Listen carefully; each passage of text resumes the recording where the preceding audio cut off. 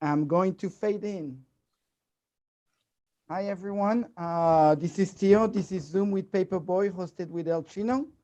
Today, we have District Leader Vittoria Fariello, and we're going to be discussing about what it is to be a district leader, how you get there, and that's it. Very simple. Paperboy, this is Zoom number 5. And Vittoria, how are you? Good, thanks. How are you guys doing? I hope everyone's healthy and surviving this kind of dystopia we're in. Doing great. Good. So, I guess we should start with district leader. I don't know, what is a district leader, which was exactly my question when someone first asked me if I wanted to be a district leader. And I think in the simplest form, it's a neighborhood activist. It's or advocate, like you advocate for your neighborhood. On a more technical level, each party has different levels to it. So you have the DNC, the Democratic National Committee, and then you have the New York State Democrats, and then you have county Democrats. So New York County being Manhattan County. So if you're in Brooklyn, it's actually Kings County. New York County is Manhattan.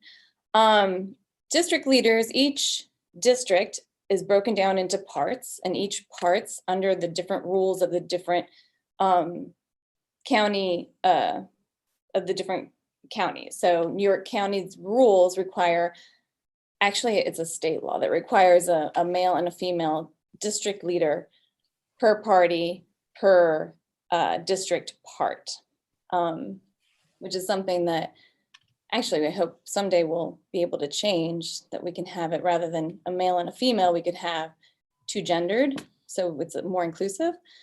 And district leaders will then sit on the executive board of a county committee.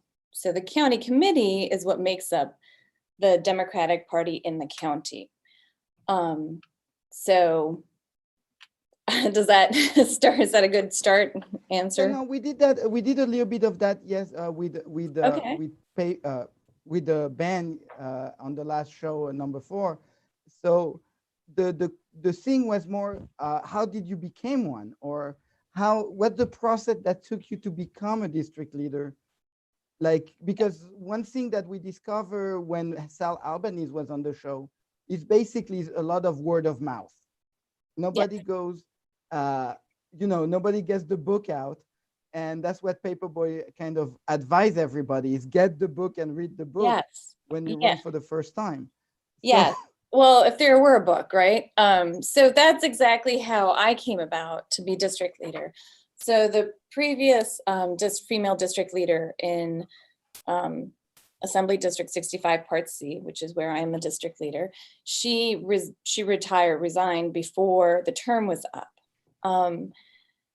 And a dear friend of mine, Carolyn Lasco, had run for district leader in 65 Part B.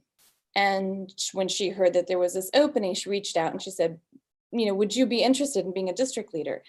And, I think I said, what is that? And why would I want to do that? So, it was 2017, early 2017. So I was still really angry about the election, about energy from this to do something good. And so because it wasn't during an election season, I didn't do the petitioning. What happened was we had to have a divisional meeting. And my co-district leader at the time, who was also the district leader at the time, Paul Newell, called a divisional meeting where members of the meeting voted to have me take my predecessor's place.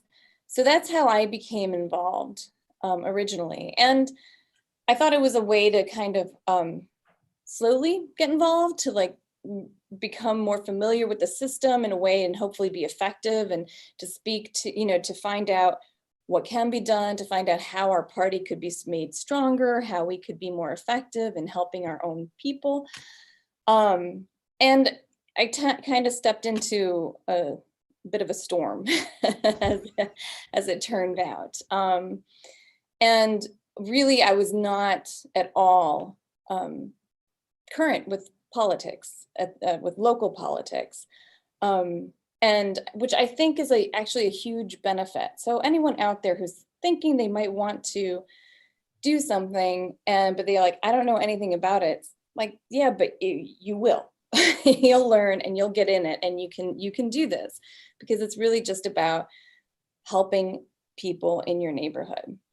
So that was the spring of 2017. It was 3 years ago. Yes, 3 years ago. You're fairly new in the process as well. Yes, no, definitely very new. And so that first round, it was like I said, quite the getting thrown in the fire right away. What happened that year, that summer in 2017, our state senator, who was Daniel Squadron, resigned after the close of petitioning, which meant that nobody could petition to get on the ballot, which kicked it to the county committee to determine who the nominee for our district would be. Now, this particular district, Squadron, the Senate district, overlaps in part. About a third of it is in Brooklyn, but 2/3 is in Manhattan. And Brooklyn, so the Kings County has different rules for how they proceed to nominate people from the Manhattan County.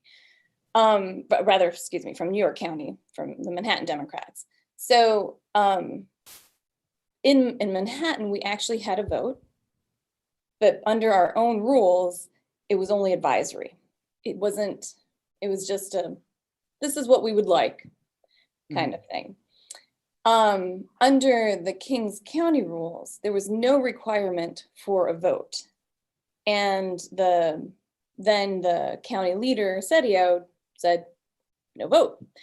And I want Brian Kavanaugh, who is now our senator, to become the senator. In the Manhattan County, when we had in New York County, forgive me if I go back and forth, but they're called Manhattan Democrats, it's New York County. So when we had our local, we had our vote locally for the Senate, 72% went for my co-district leader, Paul Newell. I remember.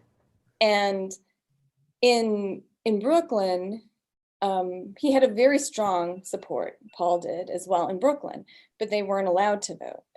And essentially, our county leader got together with the Brooklyn county leader and decided that Brian Kavanaugh was going to become our nominee, meaning and basically our senator. So it was my real kind of shock at like the lack of democracy in a democratic process, in a Democratic Party. It was crazy. Yeah, to take a step back, actually, because I had a question when you said you were originally appointed at a meeting by other district leaders. Correct me if I'm wrong. Not district leaders. It was division. It was so the divisional is the county committee members in our part. Okay. So it was the constituents. So the county committee members in your district, for lack of a better word. Right, district part. Mm-hmm. Okay. They appointed you and normally the process for district leader is, just for the people that don't know, is like you mentioned, you petition, exactly. You're on the ballot, and then people can vote for you. Yes. But, yeah. So for me at first, that feels very, what's the word? Undemocratic in a way in 2020, when there feels like there should be a way that the people should have more immediate say. And then, like you mentioned, taking it to the state senator, that is just appointed by basically the party leaders in the two counties, and not even the district leaders or the actual people have any type of say. And I was surprised to find out that I believe the stat is like a third or something like that of local officials are appointed by Yes. county committee and or in this type of fashion. Yes. And that's a lot. Yeah. That's a lot. Yes. And it's, you know, it's often calculated because what you have are the incumbents who know they're going to not run again or not, you know, they wait until the end of petitioning because we have to have rules for petitioning to get people on ballot. That's understandable. So you know, the ideal is that you have a nominating process that is democratic. And again, in concept, it was good, with the key difference being that there was no obligation on the part of the county leaders to follow the will of the voters, right? Right. So it's, you know, and there's so much that even the better minds in mind can figure out how we could make this more democratic, definitely. What we did do was, because of this, what happened with the Senate run, there was a rules committee was established in the county committee. And on the rules committee, we were able to close the gap and say, if the county committee members vote for a specific candidate, then that candidate has to be carried by the county leader. So that candidate carries the weight. So in this case, it was, you know, 2/3 Manhattan. So our candidate would have won. So who had the power to one, establish the rules committee, and then who kind of oversees that rules committee? So that's basically, it is the chairman or chairperson and the county leader. But most everything runs the way it is now. Most everything runs by the county leader. So the same person that, or a group of persons that kind of, you know, nominated the state senator in the first place, now it falls under them to uphold this rules committee as well as what the rules committee votes on. Yes. Which sounds like a potential recipe for disaster, or the same thing to happen again. But what do you think? Yeah, no, absolutely. And to Keith Wright, our county leader's credit, he did establish the rules committee, which, by the way, is required by the rules anyway. So that people would submit the rules. But here's the catch. Mm-hmm. Under the current rules, the whole county committee, all of New York County, has to vote on rule changes. But the only required meeting is every 2 years at the time that you elect your party officials. So if you know, in 2007, it's every odd year. So 2017, we had this meeting, and we were able to, because enough, I think, county committee members stood up and said, we want to change the rules and we're not waiting 2 years. So the party leaders agreed to have a meeting within the next 6 months, which ended up being another year. But we were able to push through a lot of changes on the rules committees. But it was not easy, and it wasn't granted. And there were lots of shenanigans that I could spend hours telling you about in the in-between time to get to that point. That's what I'm super interested in. And, you know, that there's so much back and forth between people as far as the, like you mentioned, you all's nomination as the county committee, and then versus what the county leader wanted. And my question is, were the people, one, how informed were the actual constituents of your area on this change in the vote? I mean, I guess a lot of them knew about the person resigning, but as far as the new nomination process and the discrepancy between what the county committee wanted and what the two county leaders decided on, party leaders decided on, was there outrage among the people? Was there any interest among the people as far as the constituents, the people that are, did they even know? Because I know there's less local journalism. There's, sometimes the people that are in power, our elected officials, aren't as forthcoming or as honest about what's really happening in the behind the scenes. So how much were people, outraged or just concerned about that? So certainly the county committee members who were present and voted, and there were actually a good number of them. I was really, I have nothing really to compare it to because I am still so new, but the vote for the nomination it must have been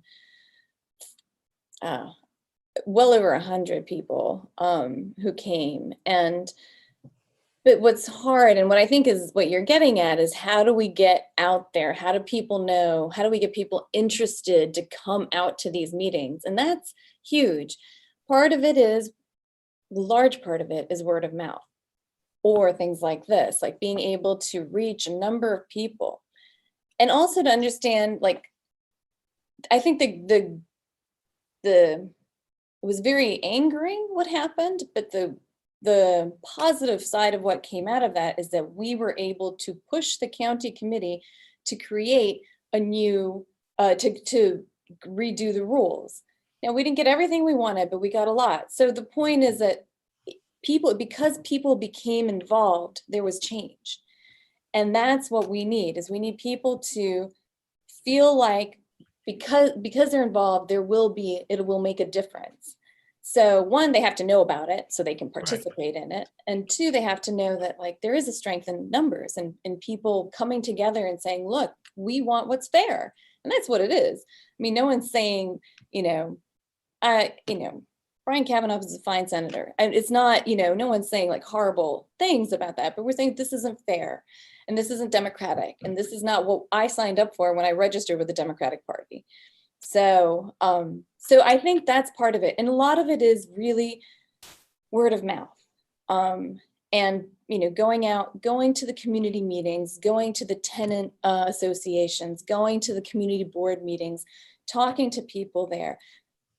But you're also right that these are already politically involved people, at least to some extent, right? Right. So I have to say, again, better minds than mine, but how do we get to the youth and how do we get to the people and make them feel because it does make a difference? I have two questions and a semi rant, but more so a question. And I'll start it off with that, which is first, and you touched on it a little bit, mentioning the community boards, tenant association meetings, word of mouth. But my question is, especially in 2020 and beyond, and then also just in New York City, which is just such a unique place for politics, for local politics, where is the average voter and how to connect with them? Because I have this conversation with people all the time, in small town Tennessee or in small town or in upstate New York, the local politics, there's much more of a spotlight on them because there's just so much less going on. Whereas in New York, we have celebrities from all over the world coming in. We have major Broadway shows. We have events on top of events, parades on top of parades, holiday, TV shows being shot here, movies. I mean, I don't have to tell you this. This. Everyone knows it. That's great. So, and we also have so many new people constantly coming in, whether they be immigrants or people coming from other states and cities, students, so many universities here.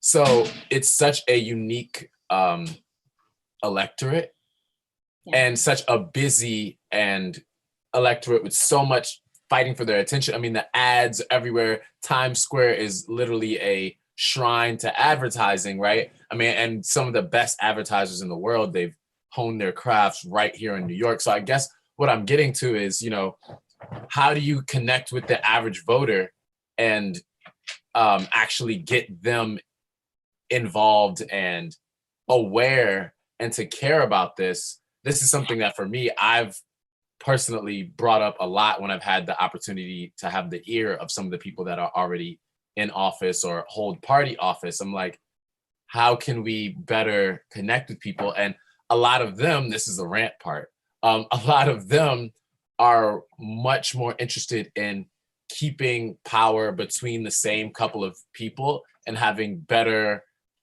more smooth transitions of that power than actually inviting new people into the process to make it more democratic and have a better understanding of what people want and what they need so that we all have a better life here. So I guess, but to get to my central question, where is the average voter and what are the best ways to connect with them? Like, because, for me, I know more about people in my general neighborhood and area. And I know that, okay, a lot are online. Some people go to shows and events, local bars, restaurants. But, you know, putting myself in the mindset of someone who's maybe 65 plus, like, and they have a lot that they need to get done and need to be aware of in the community.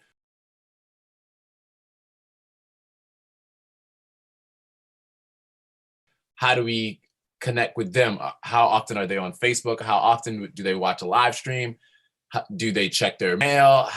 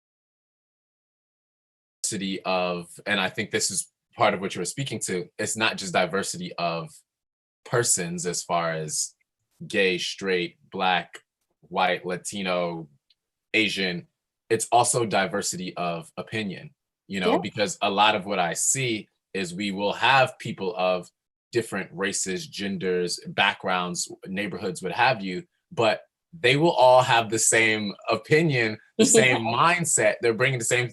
So it's diversity in face only, and the opinions are all the same. And we need to have. This is one of the reasons that, you know, me and Theo talk about. You know, we need to have more moms, more dads, more artists, more mechanics, more people who come from different backgrounds, and hopefully have different opinions and different thoughts than just, okay, we have a bunch of lawyers, which again, I love lawyers. My mom's a lawyer. We have a bunch of lawyers that all have the same thoughts and same opinions, and that doesn't give us the diversity we need to best help the people that are being represented. So Right. my next question though was, a big issue that people have in getting involved is you know, not being fully aware, like you mentioned about the county committee, you know, getting people out. When I first became aware of county committee, it took me a while to truly understand what it does, and I'm still learning what it does, the powers that it potentially can have, you know, the setbacks and the issues, it's things like why there are so many vacant seats. How did we get to the point that there are so many vacant seats? You know, there's so much coming at you to try to understand. And a big part of something that I'm learning running for office is so many people in the community that want to help and want to get involved. They don't know what basic offices even do. Like, what does a congressperson do? What does a city council member do? What does a public advocate, a district attorney actually do? I've heard these things before. I Right. don't want to sound dumb and just ask, what does it do? But I'm busy. I'm a mom. I'm a dad. I'm a teacher. I have, you know what I mean? I have a Yeah. whole life to live. I have Right. bills Yeah. to pay. So I'm not sitting my time spending like looking up what a public advocate does. So for the person that's watching this and saying, okay, district leader, and you went into it a little bit, but let us know kind of what a district leader actually does and can do in their term, and kind of how far that those powers can be taken, and then how little that they can be used as well. Just kind of like the spectrum of Sure.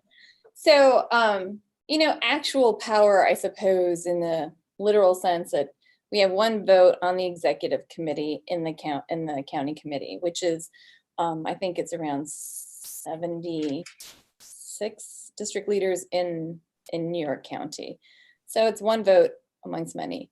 So in terms of powers that way, it's not tremendous, but what the county committee does do and has a huge influence on is appointing judges, or not appointing, that nominating judges that will then be elected. And because it's a heavily Democratic county, then Democratic nominees tend to win. Not always, but usually. So, and that's huge. You know, who is running our courts is huge. yes. But to me, what a district leader, the true power, or the true power of a district leader is helping issues and concerns of your neighbor to be the conduit to the elected officials. So like you said, the person who says, you know, I have, my child isn't getting the proper support for his or her education at school, who do I turn to? And helping people navigate the system so that they can get the help that they need, whether, or, we're about to lose our rent stabilization. Who are the people who are going to help our neighborhood handle this? So reaching out to the elected officials who would be able to have an influence on that. So it's a liaison between elected officials, government entities, and the community. That's what I try to do on that level. And to me, with on the county committee, so I am actually a lawyer, and we practice. We are litigants, so I don't participate in the judicial process because I don't want to compromise. I don't want anyone, I don't want to find my client in front of a judge saying, wait, you didn't support me the last round or something, right? Right. Or vice versa, feeling like, my client might lose on appeal because I supported this judge when she ran for election, whenever. So I just stay clear of that. But to me, I'm a bit of a process nut. Like I'd love. To butt in, do you think that judges are, I mean, obviously we're all human, but have you seen some judges be that type of petty, for lack of a better word, or hold grudges like that? No, I'll be honest. I've found more often than not, judges will recuse themselves if they think that there's any sense of impropriety, for whatever reason, if they think that there's. So I will say that. Okay, cool. But I also don't want to put them in that position. Right. And again, like for our clients as well, I don't want our clients to feel like we have to, go from judge to judge, which is what happened with the county committee. I don't know if Theo told you about that, but when we had to file a petition to get a declaratory judgment for who would vote at the county committee meeting in 2019, 3 of the judges recused themselves because the papers named the county leader and the chairman, so who supported their run for election. So we ended up with a Republican judge from Staten Island who reviewed our case. So wow. So there is this process. It raises a lot of questions. Wow. In terms of how this process works. See, for me, and I've always been a big fan of checks and balances when they check and balance. Right. But this does sound like an issue where, it can be very sticky very fast if you have to, the same people that you're appointing, you have to go to for judgments. And you're a lawyer, so there's so much litigation when it comes to elections and election law and everything in between. Wow, that sounds like there's a lot of potential for just. It is. It's a really, in theory, I like the idea of electing judges. In practice, it's I don't know if you've ever seen the movie City Hall. See, I'm dating myself, but it's basically the idea is that you can have even if I didn't name the county leader or the chairman in the papers, which was where they're going to clearly say I'm going to recuse myself. But if I come up and it's the chairman's sister's brother, and there's connection somehow, then there's no recusal, and there's no, there's a sense of like, well, I owe it to them because they got me this place. Again, like you said, we're all human, and I think I like to think that it happens less often than we think it might, but we're human, right? And we are going to bring with us our own perspective every time we look at something. So it is something that should be, I think, thought about. How do we, making judges, maybe they should run not on a party, right? Maybe they should just run independently, not affiliated. I don't know what's a good way to do that. And so this goes, I'm glad that we're here, because this goes to what I was, my initial question when I asked you about the powers of district leader and just the average person not knowing what so many offices do.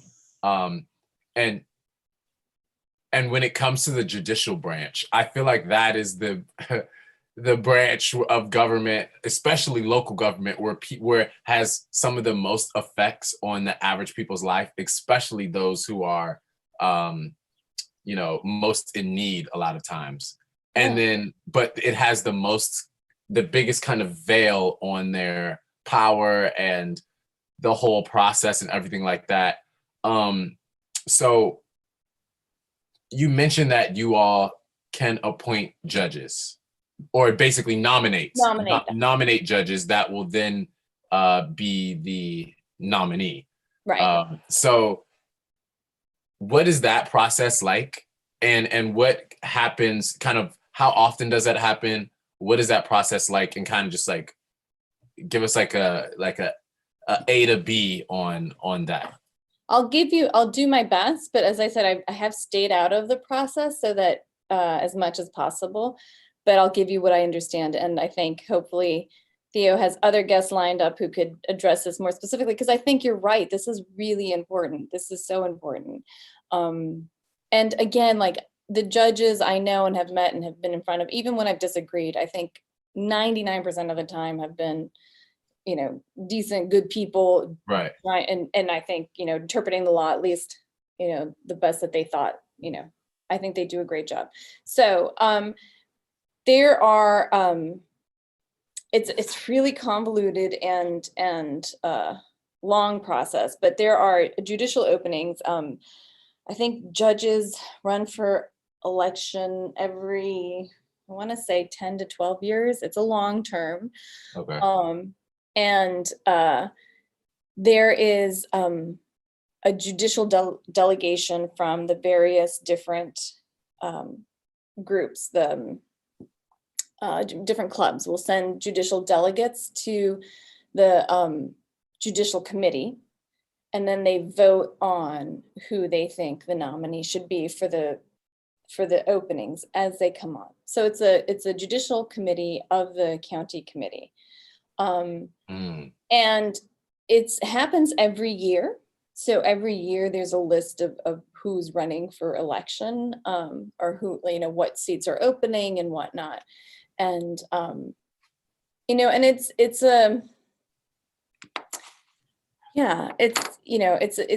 not an ideal process. I'll say that. What parts of it aren't ideal in your Well, in order to, judicial candidates feel obligated to contribute to all the different political clubs in order to financially, yeah, in order to get the support to get the nomination. So it's a little gross, if you ask me. It's but I guess because everybody does it, it's not, but if you can't do it, then takes you out of the running, or does it? Or do you not, how does that work? And it doesn't officially take you out of the running, but it does. Right. It influences. In practice, is that okay? Yeah. So it's, that's an issue. Now, the other part is that I know a lot of clubs do rely on this. They rely on the judges to contribute, because clubs will have a low membership rate, right? Because you want as many people to join. And in fact, most clubs will let you, if you can't afford it, they will let you, or I think a lot of clubs will let you join even if you can't afford it. But the biggest income they get is, I think, these judicial candidates. So, but I don't want to give any misinformation. So that's the best I can do. Like I said, to me, it's not something I don't participate, and I didn't from the beginning because of as I said, I don't feel comfortable participating in that process, but it's my position as an attorney. But thank you for that, though. I'm glad to have that information, and I'm curious about the process to be a judicial candidate. I mean, what is the I know there's different seats, but as far as like what you have to be, I'm gonna have to look that up. Like, do you have to hold a I mean, I assume you have to be able to practice law in that state, Right. right? Right. To be a Yeah. candidate. But is that pretty much it for the most part? And then maybe an age requirement or I something. mean, in terms of written laws, I'd have to look at the election law, and I don't know if there's any other requirements, but I don't think there are. Wow. But I think that yes, yeah, I think I'm pretty certain, fairly certain that you have to be a lawyer. But you know, the other requirements are so what I will say about Manhattan, what they've done really well, I thought, was that they set up a screening panel where and I hope I don't get this wrong, but essentially they ask about, I think, 5 or 6 different organizations, whether it's the ACLU or you know, a Habitat for Humanity or someone, to screen judicial candidates. And then they ask them what they call is to report out, say, these people we think would make good judges.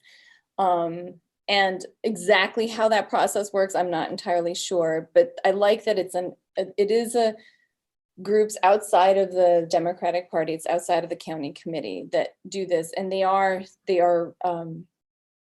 cycled through each year. It changes who the groups are and whatnot. So I think as best as they can, as neutral as they can make it, they've done that. I think they've done a good job with that process in particular.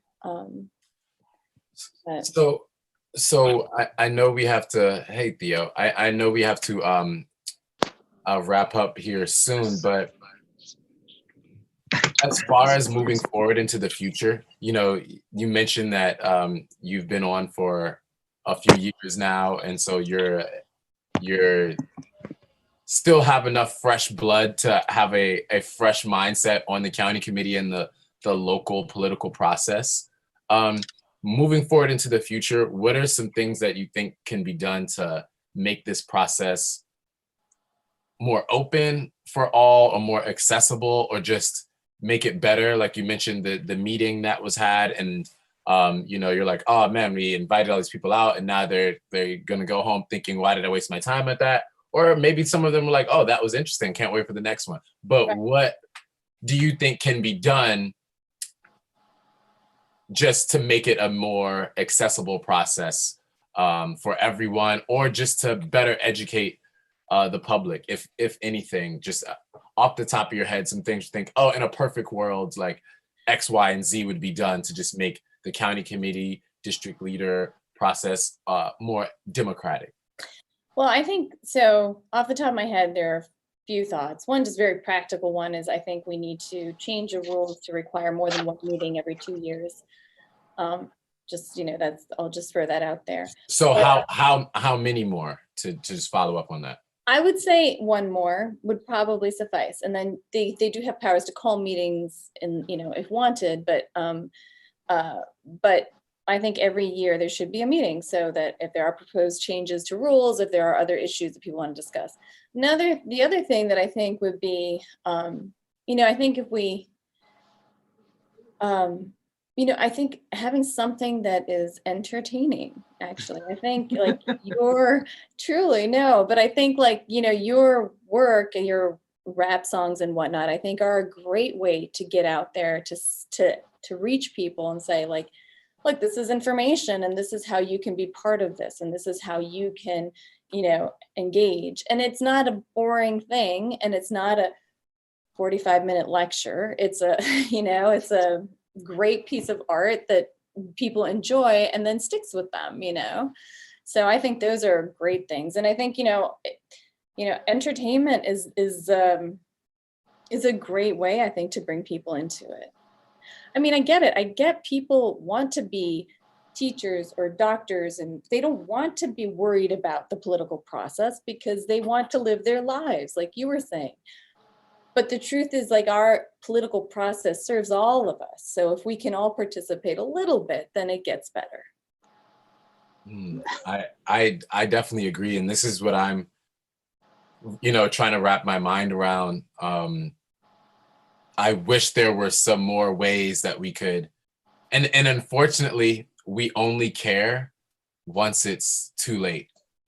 We only care once our friend has something unjust has happened at my son's school, or where something has injustice happened with the police, or Donald Trump is in office, or there's my street is messed up, there's potholes all over we care when it's too late and we're not proactive. And it's like that being proactive, it gives you so much more power and leverage because you're just ahead of the game. And it's like trying to convince people to it's like you're in a relationship, and it's easy to have a talk with your partner about what's going on in a relationship when something is bad, because it's bad, it's right there. But when stuff is good, it's kind of harder to have that conversation of or it doesn't seem as pressing to have that conversation of, hey, this is what we need to work on to do better.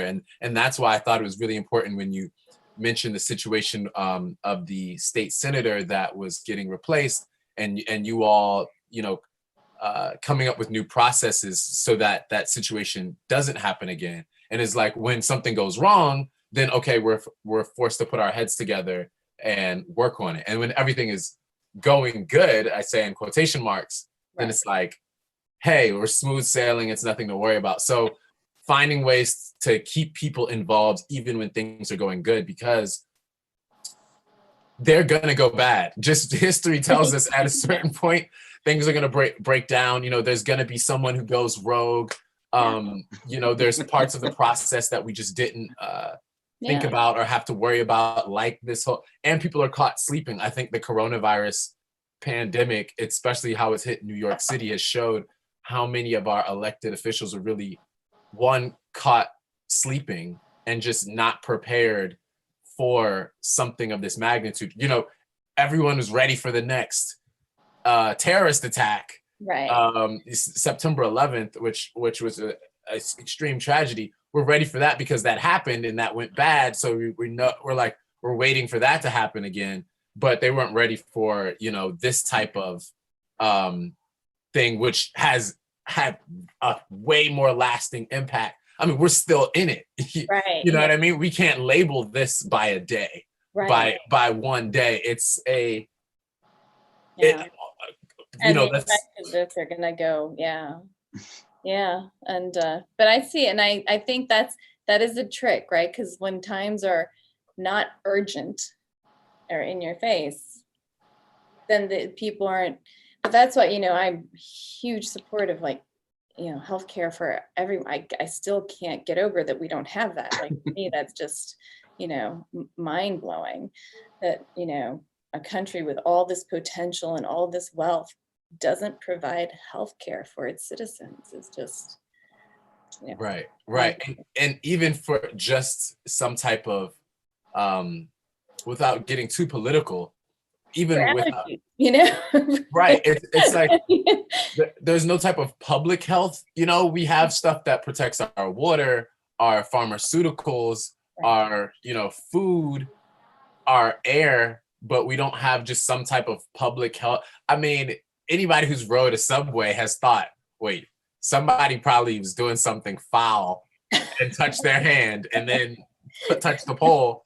And we just know how things can spread. No, we hope for the best, but I think this is like, it's going to be a very interesting world after. And anyone who's making the case for just some type of public health, even in the interim while we're working on getting a healthcare for all or access to healthcare for all, we have to have some type of consistent public health standards that is just always checking and making sure, and like working with other governments, other cities, like, because we're all in this globally now. It's like we're all in this together. If somebody gets sick in China with the wrong thing, somebody gets sick in England or in Zimbabwe or Australia with the wrong thing, in New York City, we're especially vulnerable because we're waving the flag, literally telling everyone, come here, come to New York. But the thing is, I think, well, we need to have people to start a discussion at the county level. at the county committee and start from there and work our way up. No, you're so right, Theo, and I'm That's so glad for both of you that have been, when once you heard about county committee and you actually got involved and you took your time and did that and let other people know and helped to spread it via word of mouth, because we are obsessed in this country with the executive branch and the president, and we have just we've lost our minds being so obsessed with the president and worshiping the president, this celebrity worship over that office. And there are so many other offices that have so much more power over your day to day and really can affect these changes, because like you said, it starts from there up. The county party influences the state party, which influences the national, and if we just really take hold of that. And that was actually, I'm glad I got to that, because that was going to be my last question for you. How much, and this will be my last question, I know we have to wrap up, but how much power does one have? And I know it's just votes here and there, but if a group of people want to help to influence the agenda of the county party, what kind of is the process that they could go about in doing that? And how is that possible? So to get something on the agenda, actually Theo can tell you very well how that's done. You have to collect enough signatures from, and I forget now, I think it's six different parts? 6 different parts. I think it's 16 signature per part or something I like think that. 15 signatures per 6 different parts.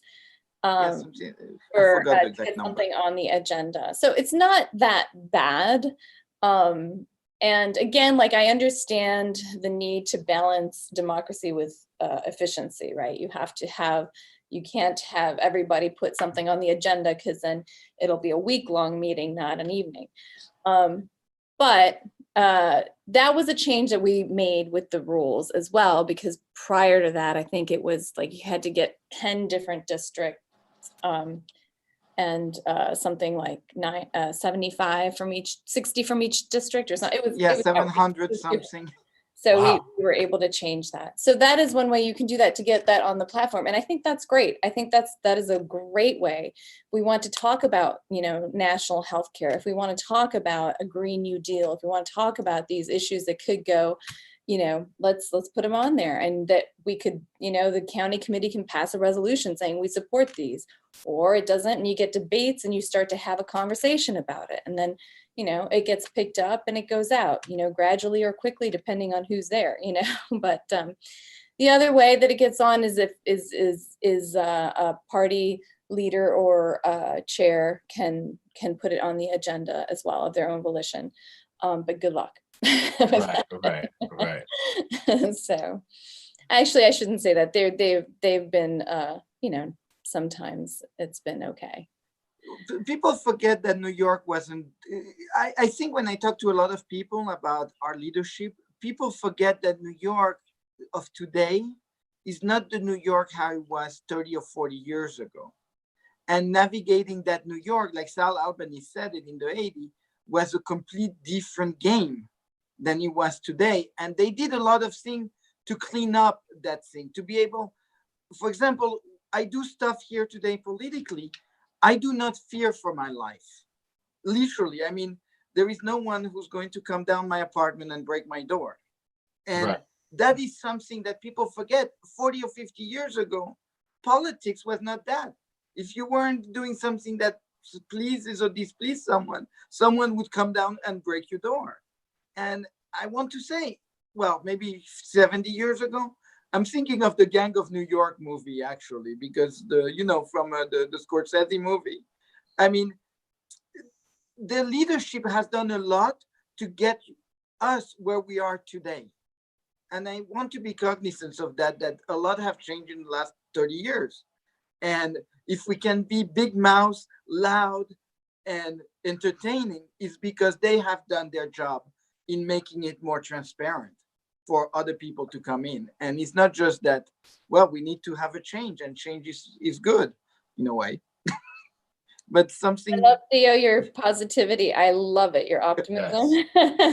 But I'm Well- with you. I'm with you. And I think, you know, the youth, and I have so much faith in the youth and younger people who have, you know, they're better and smarter than us.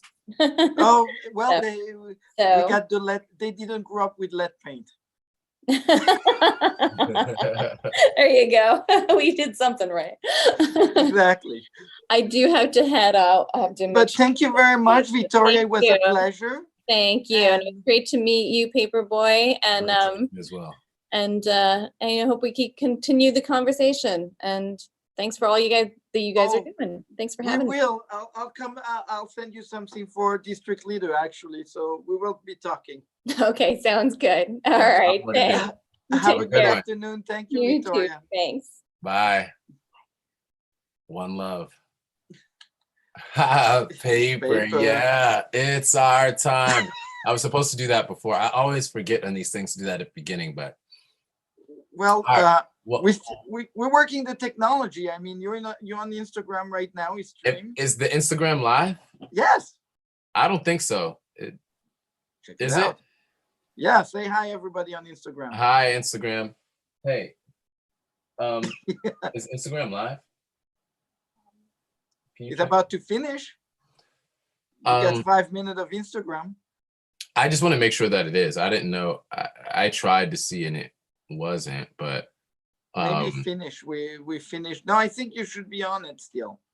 oh, you're saying because it ends after an hour. Yes. Oh, So it you- is. It's live. It is. How does it look? It looks pretty good. Yeah. It looks pretty good. Okay. The issue is though, we have to get it all going at the same time. Well, we're going to have to finish setting up the technology. no. We're working on it. I hear you, but in the meantime, while it's not working, I want to use my Yeah, but other we way. need to get it there. We need to test and do it live and But- use it for real. Because if we don't use it for real, we don't run into Right. problem. And if we don't Right. run into problem, I understand exactly. That's a good point. That's a very good point. The So- issue is though, well, a big issue for me is that we can't have it start on. We can't have it start with 5 minutes of silence, Oh, well, 10 minutes of silence, which is what happened this time. And it's not naturally. We're not going to start at 11 every time. There's going to be times where we have to Well, wait till 11:10, 11:15, 11:05. So and it can't start with that for one. For two, I really don't like it having the bars, the black bars and the green bars. Like you can at least have a picture that says, "Oh, we're coming soon," like it's starting soon. You know what I mean?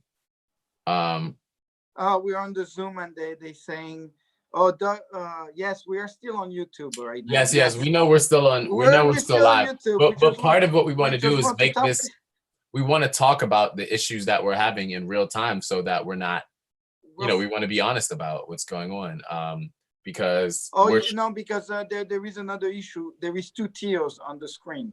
right. Yeah, exactly. So that's a big issue that you got. No, but that's the computer that broke down. Actually, the computer froze, but the stream continues recording, and that's good. Are we on Twitch as well? Yes, you're on everything right now, my friend. Okay, perfect.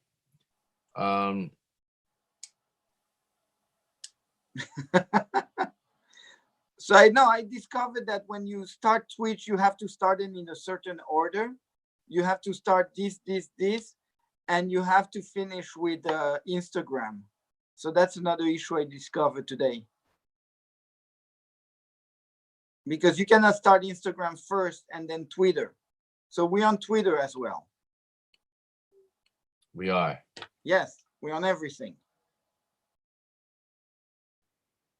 That's great. Well, thank you all so much for sticking with us. This has been an awesome time. We're gonna get the bugs fixed, and the thing is, I can't. The thing is, the issue is, Theo, is it's gonna hurt our viewership if the first 7 minutes of the live is just nothing, because that's when the most people tune in, because when it comes, because they get the notification. So it has to, when it starts, it has to be it. Yes. Well, okay. If it's not, then it's just like it's shooting us in the foot, because so many people are that's when they tune in. So, but we've had enough of this discussion on live. Let's get off and have So another tonight discussion. we have something very important actually. We have the meeting for CB3, remember? Yes. So hopefully we'll be able to have a discussion about the NYPD. Yes. And- Let's yes, we have to talk about that. Let's hop off here and talk about that more. And maybe I'll be able to live stream that meeting from my platforms. Yeah, exactly. And it's at 7. I believe the meeting starts at 7 at CB3. And I have talked to several people to be there. And I sent a letter and everything. So we'll be able to discuss that thing. Because that was intolerable what I saw at CB3 last week. Okay. And Yeah, well, let's get it fixed. Thank you all so much. I love you. paper. Yeah. Can you stop us streaming? Can you stop all the streaming now? Let me see. Hold on. Here go first. I'm going to throw the how you call that thing? You know that slate that you hate so much.